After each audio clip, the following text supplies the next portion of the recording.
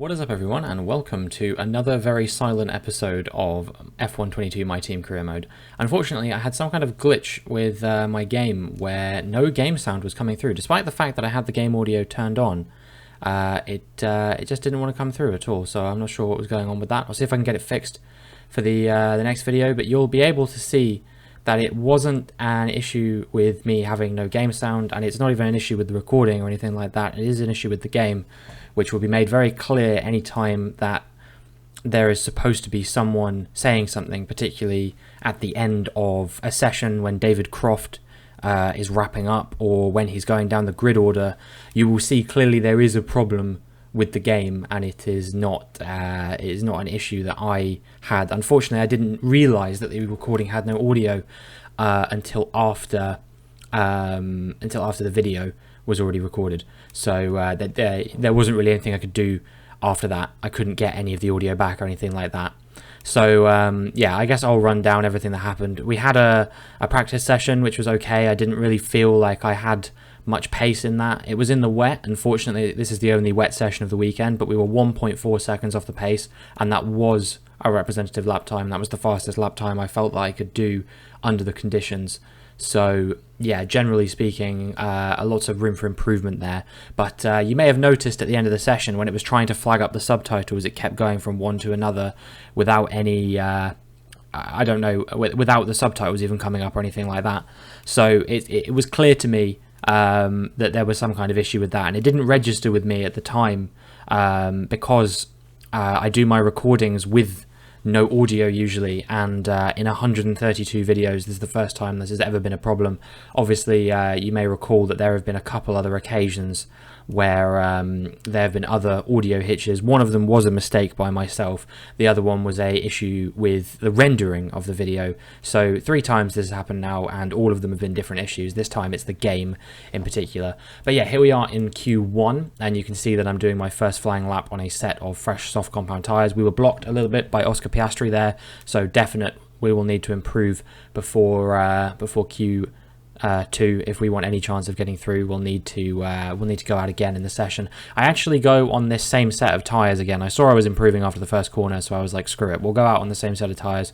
We'll see what kind of lap time we can do, and I improved by about 7/10, which is a little bit less than I was expecting. We do a 1:28.5. It's good enough for P3 at the time, but I wasn't convinced that that was going to be good enough to get us through to the next session, so I did go out again on another set of soft compound tires. In the end, it would have been good enough to see us through in P10, but nonetheless, I managed to improve by a little bit. We do a 1:28.7, which, wait, hold on a minute, that's slower than a 1:28.5, isn't it? And we're only through in 10th. So I'm not, there must have been another glitch with the game where it was showing that I was improving when I actually wasn't. Because yeah, you can see that my best time was a 1:28.5, not a 1:28.7. But nonetheless, we are through to Q2. We've wasted a set of tyres when I thought I was improving, but I actually wasn't. And yeah, I guess we'll just go from there and try and get through to Q3 if we possibly can. It's a difficult track for me, Suzuka. I don't always go amazingly around here. Obviously, I've had a podium. I think maybe 2 podiums here in my career.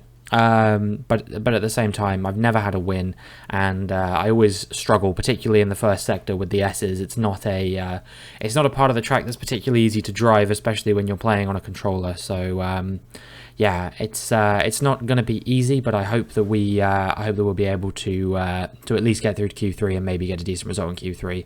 We do a 1:28.9 on a used set of soft compound tyres, and it's good enough for P3 initially, but I think we probably will have to go again if we want to make it through to the next session. And you can see we're actually down in P16 at the end of the session, so we definitely need some improvement. And yeah, as we come to the line, we're over 1 second ahead, and it's a 1:27.8 in the end. So yeah, not a bad time. It's good enough for 4th place, and a couple of surprise eliminations, one of which I didn't pay attention to in Q1, which was Pierre Gasly, who was eliminated in Q1, and Carlos Sainz is out in Q2 in P15. So yeah, a couple of high-profile eliminations that are going to be a little bit gutted about this, especially because there is a big fight for the Constructors' Champion second place position. I was going to say Constructors' Championship, but no, that's pretty much wrapped up by our team at this point. I would say it technically could still fall out of our hands if we have a string of really poor results, but as things stand, I would say that there's very little chance of that happening. But P2, there's only about 20 points between three teams, McLaren, Red Bull and Ferrari. So yeah, it will be interesting to see who comes out on top of that one. We only did one run in Q3 actually, and the reason for that was because the forecast said that there was going to be a little bit of rain at the end of the session. So I went out initially on my one set of fresh softs. I managed to do a 1:28.1, which wasn't as good as the time I did in Q2 actually. Definitely not a representative lap time of my absolute pace, but yeah, there wasn't really anything else I could do, and in the end that was only good enough to put us P7. We would have been P6 had we done the time earlier in the session, however, because Kevin Magnussen did the exact same time as us, but he said it before we did, and so he'll be starting ahead of us in the session. And yeah, Magnussen back on good form after a disappointing time in Singapore, being eliminated in Q1. He managed to make it through to Q3 again. So yeah, strong result from him. P5 for Alex Albon, uncharacteristically low down perhaps for him, for a sort of a representative lap time, I guess. We've basically won this rivalry with Verstappen. As long as we don't DNF, that is the only thing that can stop us now from losing this rivalry. Especially because he didn't set a time in Q3. I think he actually had a DNF in Q3. So yeah, he'll be starting behind us in the race. Very unlikely that he'll get a podium. So I think at worst we will be tying this rivalry, even if our car does break down. So yeah, we'll have to wait and see what happens regarding that, but we will be getting into the race presently. Obviously I'll be talking over all of the cutscenes this time because there is no audio. You can actually, if you listen very carefully, you can hear a faint hum from my capture card, which proves that I was capturing audio. And yeah, I'm just not 100% sure why this has happened. I will try and address the issue, make sure that it isn't a game issue and, you know, was just a one-off thing. But yeah, you're about to see how I know that this was a game issue and not a recording issue or something like that. When we get into the bit where he's going to do the grid rundown, something quite bizarre is going to happen that will showcase that is definitely. That's definitely what is the case here. You can see that, you know, it's just the usual intro to begin with, which plays the sort of cutscene thing. But now, as we get into the driver grid order thing, this is where things start to get really weird. Obviously, it skips through all the text, but then it skips through all the drivers as well. So it's, yeah, really hard to keep up with what's going on. You can just about see the ones towards the end, but the ones at the start, no chance of getting a view on who those are. I think it's Norris leading away Leclerc from Ricciardo, and then I think it's Russell, Albon, Magnussen, myself, and I don't know who's in 8th. I think it might be Stroll, possibly. And then Joe, and then Verstappen starts in 10th, and then from that, I don't know. But yeah, we just, I don't know, really strange issue. It happened in Suzuka once before, a different audio issue, of course, but it seems like this track is the one that seems to be generating the most sort of problems for me. So yeah, we persevere, we fight through it. Hopefully you're enjoying the video regardless, and yeah, we'll be getting into the racing now, and yeah, we'll see if we can improve our position up from P7 on the grid, maybe try and get a top 5 finish or something like that. And I mean, I think for sure we'll be able to get ahead of Magnussen no matter what happens here, because you know, he's not in as fast a car as we are in Monza. It was proven that I definitely seem to have a pace advantage on him. Not an easy track to overtake at Suzuka, of course. A lot of it is very processional. It's kind of difficult to overtake through the S's section and through the second sector. It's really only in the final sector that you can try and pull off some overtakes, either into the chicane or maybe into turn 1. If you get the DRS on someone, you might be able to get ahead of someone as well, but that's about the only opportunities there really are for overtaking on this track, unless you want to go for something ballsy. But anyway, we get ready to go now as the lights come on. and the lights go out, and I'm glad they went out quickly because it would have been really bloody awkward with no sound. We get away very well, and we were fighting with Magnussen momentarily there. In the second phase, he does pull away a little bit, but he's going to be held up here by Russell and Albon battling ahead of him, and we are going to try and keep our foot in here, sweep around the outside of him. He doesn't get the best exit from that corner because he was pinched to the inside a little bit. He had to leave room for us because we were alongside him. Very good awareness by Kevin Magnussen, but it does cause him to lose out on a position. And yeah, we are up into P6 already. Predicted I would get ahead of him. I didn't think it would be that easy, to be perfectly honest with you, but yeah, we're now up into P6, and we're going to see if we can close down the cars ahead. It is Norris leading away, Ricciardo, and then Leclerc in P3. So yeah, a McLaren 1-2, and they will need that in this championship. Not only because they are currently 20 points down, and I think it is Ferrari in P2 in the Constructors' Championship. 20 points separates Ferrari, then Red Bull, then McLaren in P4 at the moment, I believe. And also Norris is only, I think, 4 points away from the top. I keep saying the top. It's because I'm not counting myself. He's only 4 points away from P2 in the Drivers' Championship as well. And as things stand, he'll be getting 25 points to Albon's 10, which means he will be overtaking Albon in the championship. With only a few races left to go, obviously, Drivers' Championship not quite as important as the Constructors. Constructors you get the money for, and there's not really anything other than sort of the acclaim and the notoriety that you get from finishing in a strong position in the Drivers' Championship, unless you win it, of course. But yeah, Norris leading his teammate at the moment, and then Leclerc, Russell, Albon, myself, Magnussen, Stroll, Verstappen, and Joe round out the top 10 at the moment. So Verstappen already made up one place off the start as well, and Ricciardo too. So yeah, he's doing pretty good. We move now on to lap 3, and the DRS has been enabled, and you can see that the gap behind me to Magnussen is about 9/10. So over the course of this lap, I'm going to try and break away even further if I can. I want to make sure I stay in DRS range of Alex Albon ahead, whilst also keeping Magnussen out of my DRS range behind, because that is going to allow me to just focus on my race ahead without having to worry about the cars behind too much.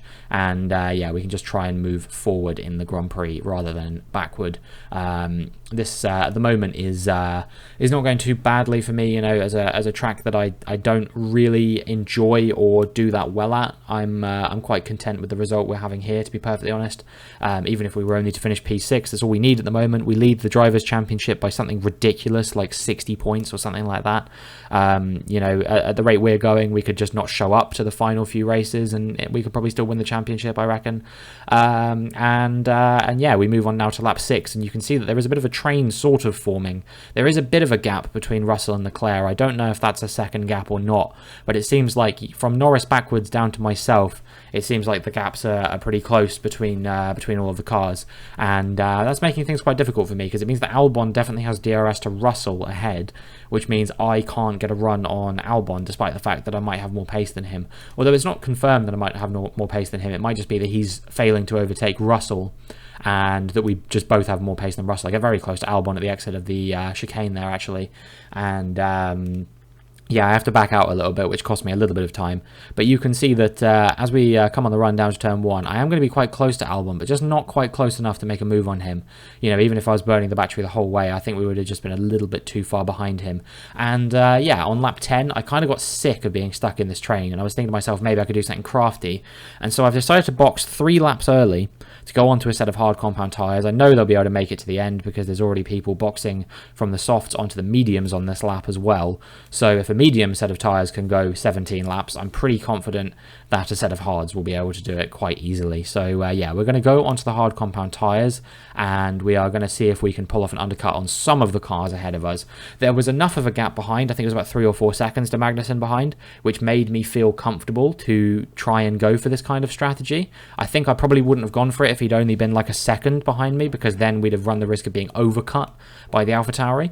But yeah, this is kind of a no-lose situation the way I see it, because I don't think we'll be overcut by the AlphaTauri, and I'm pretty confident that even if we don't get ahead of the cars that were ahead of us before the pit stop phase, we will probably still just come out in P6. So we'll see now, as Russell is in the pits as we start lap 14, where he's going to come out in relation to us. We will be ahead of Magnussen quite comfortably, but actually Leclerc and Russell are, I think, even further up the road than they were before the pit stop phase.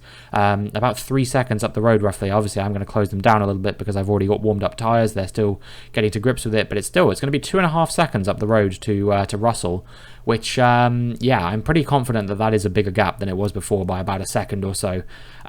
So yeah, a little bit disappointing. Strategy really not working out for us on this occasion. We'll see where we come out in relation to Albon, and also where Albon comes out in relation to Russell. You have to remember, before the pit stop phase, he was behind Russell. We are going to be ahead here of Joe, Verstappen and Stroll, who were behind us before the pit stop phase as well. And Albon has actually come out ahead of George Russell, so he's pulled off an overcut on Russell, provided he can defend this position. But I mean, obviously he was going to be able to, and now he's kind of stretching his legs to see if he can close down the McLaren of Ricciardo and the Ferrari of Leclerc in front of him.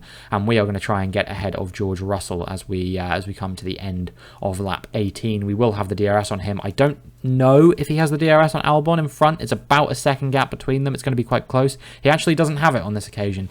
So this is going to provide a golden opportunity for us to close down Russell. This might be the only opportunity we get all race. We're going to close him down. We're going to go up the inside as we come on the running down to turn 1. He's going to keep his foot in, but in the end he has to back out as we go up the inside and make our way into P5 in the Japanese Grand Prix. And now we're getting double digits worth of points. And this is pretty much exactly where I want it to be. But we'll see if we can make even further progress up the field. At this point, I was probably one of the fastest men on track. I'd set a fastest lap, but then Norris pinched it right back off me. Norris was definitely the fastest guy here, but it seemed like I was second at that moment in time. But then after that, it felt like my tyres, probably I had gotten the best out of them, and by lap 25 you could see I still hadn't moved within DRS range of Alex Albon. I just kind of been chilling here in P5, not really coming under any kind of pressure from George Russell behind, but at the same time not really putting any pressure on the cars behind. I wasn't even within DRS range or anything like that, so it was just kind of yeah, a bit of a stagnant race after I made that move at the beginning of lap 19. Just kind of driving 8 more laps to come home, and yeah, hopefully we can finish off with a 10-point result to yeah, just hold on to this position we have in the championship.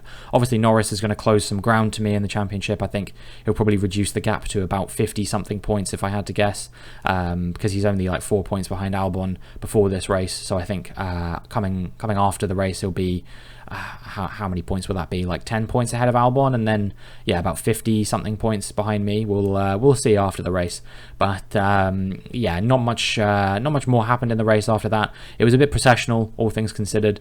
You know, a few moves made here and there. I think Stroll got ahead of Magnussen behind, so he's going to come home to take a pretty strong P7. Former teammates Stroll and Magnussen, of course, at Aston Martin, and yeah, Norris crosses the line to win the Grand Prix, and it's going to be close between the cars ahead of me, but it is going to be Ricciardo to take a 1-2 for McLaren. Leclerc comes home in P3. It will be Albon P4, and I cross the line to take P5. So yeah, not a bad result, all things considered. George Russell just behind me in P6, and it will be Lance Stroll to take home P7 from, I believe, Magnussen, then Verstappen, then Joe, but I could be wrong about that. We will see for certain in just a moment. But yeah, we obviously don't get any of the spiel from David Croft, and I assume Anthony Davidson, but I don't know for certain because obviously I can't hear who the sort of co-commentator is. And yeah, just a really weird glitch that's happened here. I wish I could have fixed it in any way, shape or form. Hopefully it won't be a consistent issue. It might have had something to do with the fact that my my PlayStation went into standby last time I was playing the game or something like that. I don't know. Either way, I will definitely check before I record the next video tomorrow morning to make sure that there's going to be audio before I hit the record this time. Hopefully you enjoyed the video regardless. Obviously we've still got a few more minutes, and we'll talk a bit more about what's going to come up in the remainder of the season. Only 5 races left to go, of course, but yeah, good win for Lando Norris. Maybe getting himself into the championship fight. I think he's still going to have an insane run, and also hope that I get quite unlucky if he wants a chance of winning this championship. But yeah, definitely still an opportunity for him to get maybe a P2 in the Drivers' Championship, and maybe help McLaren into P2 in the Constructors as well. And we'll have a look at the standings in just a moment. I'm not sure who got named Driver of the Day there. I think it was Fernando Alonso who ended up P14, and it was Verstappen in P8 from Magnussen, from Joe, and Pourchaire very close to the points on that occasion. But yeah, Norris has moved into P2, 10 points ahead of Albon and 54 points behind myself. And yeah, we are we are quite comfortably at the top. I think it's going to take a really solid performance from Norris here to have any opportunity of making it to the top step of the standings. I don't think we actually are going to look at the constructors, or maybe we are. Oh yeah, here we go. McLaren moving to P2 ahead of Ferrari and Red Bull. They were in P4 before this race, but a 1-2 has done wonderful things for them, as you can see that, yeah, Red Bull are about 20 points behind McLaren now, whereas it was McLaren 20 points behind Ferrari before the Grand Prix.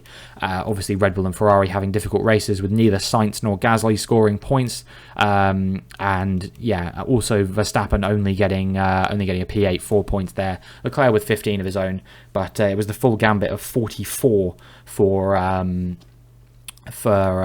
McLaren. Yeah, really good result for them. Not a bad result for our team. We come home with, it will be 22 points, 12 for Albon, 10 for myself. He obviously closed me down a little bit in the championship as well, but only by 2 points. Norris making up 16 on me in the championship as well, but still, I've got over 2 races in hand at this point for me to have poor results. I'm sure I will have one more DNF before the end of the Grand Prix. Just for the simple fact that before the end of the season, I should say, just for the simple fact that we are, you know, we've gone so many races now without having one. I think the last time we had one was France, or maybe even before that. It was a while ago. Actually, I think we did finish the race in France, didn't we? I can't remember where it was then, but there was some race around the halfway mark of the season, and since the season break, we haven't had any DNFs. So yeah, it's been pretty strong, all things considered. But we've got some good races coming up for me. The USA is one that I've had some polls at before. I've never won it due to the fact that it's always a little bit chaotic in my experience. But it could still be a place where I bag some strong points regardless, even if I don't win. And then Mexico, Portugal, Brazil, and Abu Dhabi, all tracks I've won at before. Definitely places that I am a contender for a podium finish, which means that, you know, if that happens, there is no way for anyone to win the championship. If I get podiums in every race going forward, nobody can win the championship apart from, if Norris wins every single one and gets fastest lap, and I get all P3s, he will win the championship by 1 point, I think. So yeah, I would say the championship is fairly nailed on as long as I can keep delivering strong results. If I can maybe get one more win between now and the end of the season. If Norris has a bad weekend or Albon has a bad weekend, that will put them completely out of contention, I think. And yeah, we are looking really solid to do the double in back-to-back seasons. We did it in season 5, of course, and I think we're going to do it in season 6 again. But yeah, for now, I think that is going to be it for this video. Thank you so much for all the support. We're very close to 200 subscribers as I'm recording this, so make sure you like and subscribe if you enjoyed, and hopefully I will see you in the next one.